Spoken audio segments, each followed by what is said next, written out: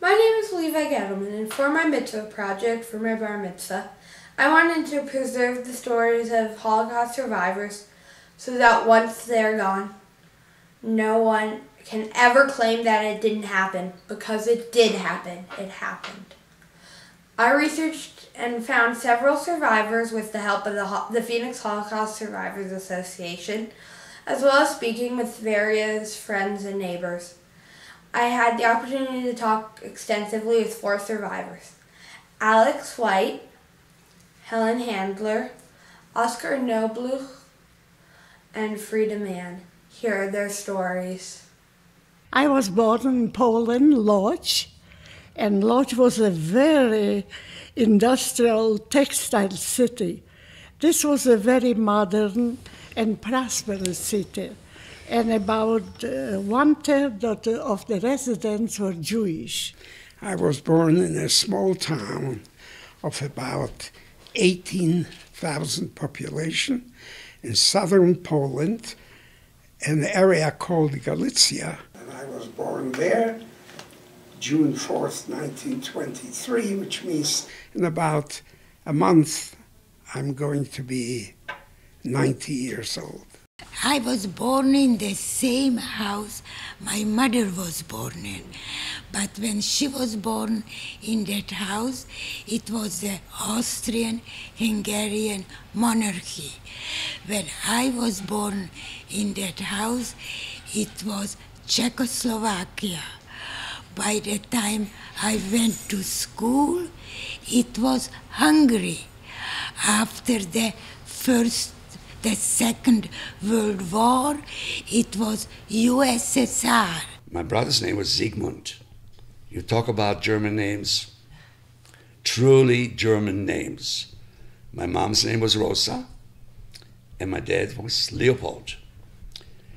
We grew up in a district in Leipzig which was predominantly Christian. We went to school. I went there for 3 years in Germany. And life was extremely good. We had freedom. We could go anywhere we wanted to. There was no restrictions. We had friends. When did you first notice something bad was happening? I remember 1932 the most, because this is when the SA, or the brown shirts as we call them, were stomping all over the streets in Leipzig. Not just in Leipzig, but all over in Germany. And of course, they were marching and singing songs, and their slogans were totally anti-Jewish. And all the Jews were forced to wear a yellow star of David on their clothing. In the star was the word Juden, or Jew in German. I had friends who were Jewish, and I had friends who were not Jewish.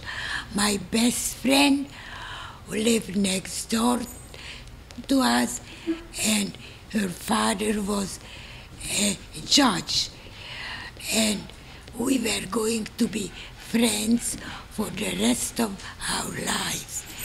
And then one day she said that she cannot be my friend anymore. The first memory of something bad happening was September 1st, 1939, when I was awakened in the morning, where there was bombing, that the Nazi bombed a small airfield in my hometown. At that point starts my odyssey through 5 years of Nazi occupation and concentration camps and ghettos and so on. Within months of the German occupation of Poland, Jewish people throughout the country were taken from their homes with nothing more than what they had on them. We were put in ghettos, which were parts of the town that were set up just for Jews to stay. Once a ghetto was sealed, no one were allowed to leave. They said that this is not your home anymore, this is not your city anymore. This is not your country anymore. So you have about 3 to 4 days when you have to pack your things, and from now on you are going to live in a so-called ghetto. My mom wasn't surprised. She had a saying, don't worry, tomorrow's going to be a better day.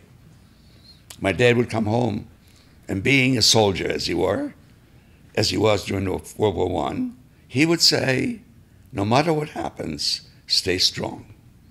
Those two sayings of my parents stayed with us throughout the war. Whenever times went sour or to the point where this is it, we would be reminded tomorrow's going to be a better day, and especially to stay strong. The ghetto was surrounded by barbed wire and guarded by the armed German police at all times. And people who got too close to the fences were shot. They were called a special commando unit. It was called a Sonderkommando. Their job was killing Jews. Besides other Jews, did anybody ever stick up for you? Some people tried to help the Jews. Many Catholic priests and nuns in Poland who took Jewish children to care for them so they would not be killed. I developed some sort of an illness, and my father, who worked in the airman's kitchen there, used to bring home that the sergeant who was in charge of the kitchen would give him some stuff when he heard that I was sick. He would give him some food. As a matter of fact, we took our showers in the airman's bathhouse. If Hitler or Himmler had known about it, they would have croaked. And I want you to know that everyone who sits next to you is your brother or sister. And when you hurt them, you're killing your own soul. Why didn't Jews fight back more? Well, you could not take any threat from the Germans lightly. They followed through. They were catching us on the street like dogs, like wild animals. The Germans were prepared for war. They were highly mechanized. If anybody is caught helping a Jew, they will be shot. Hitler was going to build a Reich, a country that will last 1,000 years. Jews have no place in it. In August 1944, the Nazis came into the ghetto with many trucks to complete a final liquidation. In Wannsee, they had a conference. And Wannsee is a resort outside of Berlin. And Reinhard Heydrich was presiding. Eichmann was there. There was about 17 of those Nazi members. And there were people from the courts, judges. Needless to say, it took them 85 minutes to come up and decide what they're going to do because they came prepared. We stayed in the ghetto, and a few weeks later, the Gestapo announced that those that were hidden, if they would voluntarily show up, would be given permission to stay. I was out of town working in a refinery near my hometown, so I wasn't home. And when I came back home from that small town, the refinery, my mother and my sister weren't there. My father was there crying, tearing his hair out, but my mother and my sister weren't there. My little brother was. And I found out that they took the promise of the Gestapo, tired of hiding, went out. But instead of doing that, they were just taken away. And we found out within a few days. I found out from the stormtrooper that lived above our shop, that they were all shot. Most of us were sent to Auschwitz, the most notorious of the Nazis' death camps. When we arrived in Auschwitz, if a woman had a baby, she was holding on to that. Well, the other prisoners who told us, give the baby to your mother. They knew why. Because a mother with a baby went straight to the gas chamber. What they decided, they will build concentration camps. They would put the Jews in there, incarcerate them. They put them to work and feed them very little food. And the weak will disappear very soon, 3, 4, 5 months, and they would die. The ones who are stronger will have to find different means. So that field of different means was always open, so that people could figure out ways of how do we kill more people in a more efficient way. Well, it started out with, they sealed huge trucks up, the cargo space, and they filled them up with people. And they rerouted the exhaust pipes into the cargo bay. And they would slowly, at 15, 20 miles per hour, drive those trucks way deep into the forest. By the time they would arrive there, those people would be almost dead. But there was another problem. They still had the bodies to contend with. What do we do with the bodies? We still have to bury them now. Babi Yar was one place which had natural ravines. I think that place buried about 38,000. So all this was not, it was temporary but slow. They finally came to this thing that gassing would be the easiest way, the most efficient, the fastest, burn the bodies, have nothing but ashes. Hate, it can transform people into the worst criminals. I was very weak and sick. My hair was shaved and I was very thin. They would beat us up if we were working too slow.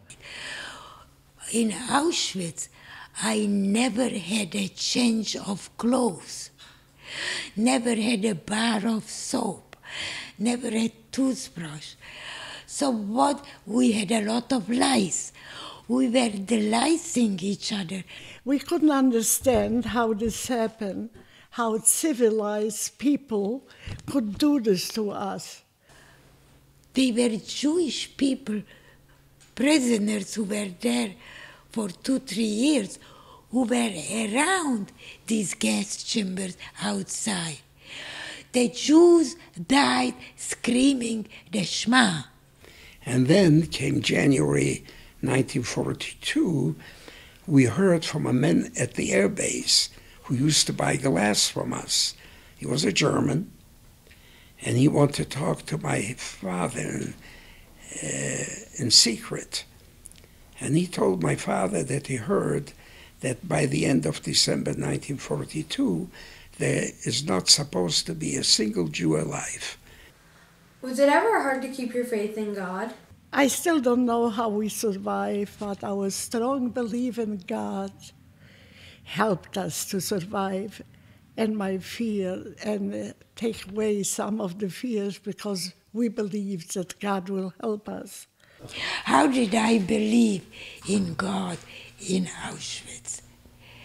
And I always tell them, because even at so young, I knew that He is my life jacket. And if I let it go just for 1 minute, I will drown. We were sent to Krakow, Plaszow, and my father and my relative, Mr. Heller, were sent to Auschwitz. And I was to stay in that camp. And of course, my father knew what that meant, that they are going to go get killed there. So my father turned to me at that time, and he told me he knows where he's going, and he didn't care to live anymore anyway. Didn't make any difference to him, because he had lost the entire family. He had lost everything he ever worked for. So, but he turned to me and he said he had one single request of me if I should survive this war, and that is be a mensch. That is a Jewish saying. If a parent tells you to be a mensch, that means he wants you to be an exceptional human being. That was his last sentence to me when they marched them off. I stayed there to open up mass graves that they have in that camp, to burn the corpses. You can see it in the movie Schindler's List. You see, I was in that grave digging up the corpses. We should not forget what happened. We should fight against prejudice and to remind the future generation that the story of the Holocaust must not be forgotten. Never again should this happen. I got rid of my hate. I kicked it out of my vocabulary. It doesn't exist there anymore. I replaced it with tolerance and respect. And I will not change my mind on that. Hate does not exist, period. It does not do or create anything good except more hate. Part of being a mensch means you got to make something out of yourself. Because even in the ghetto, before the ghetto, my sister wanted my father to go and get poison from the pharmacist, and we should commit suicide if they come to take us. I objected to it. I said, if we all commit suicide and no one survives, the world is never going to know what went on here.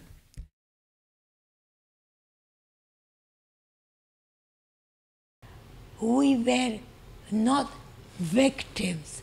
We were the strongest generation that God ever created, because 2/3 of us perished, but 1/3 survived. Next week is Yom HaShoah, the days of remembrances, and about 180 Jewish children are marching on the same railroad that I marched from Auschwitz to Birkenau. They sing Am Israel Chai, and I hope they sing loud enough that the walls of Auschwitz and Birkenau are trembling, and I hope they sing loud enough that the fields around Auschwitz that were fertilized with the ashes of Jewish bodies come alive and listen. Am Israel Chai.